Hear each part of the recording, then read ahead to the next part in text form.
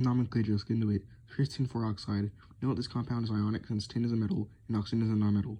Tin's charge is positive 4 based on its Roman numeral, which is 4, and it being a cation. The oxygen charge is negative 2 since oxygen has to gain electrons to be stable like neon, and it's an anion.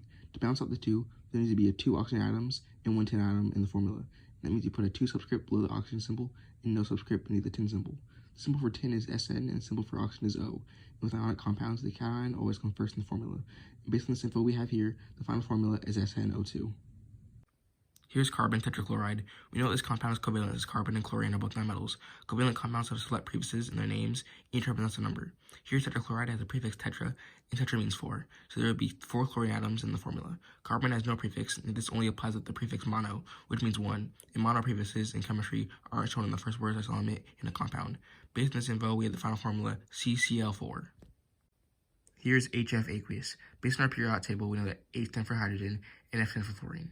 Hydrogen and fluorine are both nonmetals, so the compound is covalent. Also, since the formula starts with H, this compound is an acid.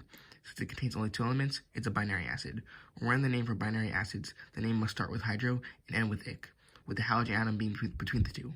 Based on this info, the name of this compound is a hydrofluoric acid. Here we have H2SO4. Based on our periodic table, we know that H stands for hydrogen, S stands for sulfur, and O stands for oxygen. These are all nonmetals, so the compound is covalent. Also, since the formula starts with H, the compound is an acid.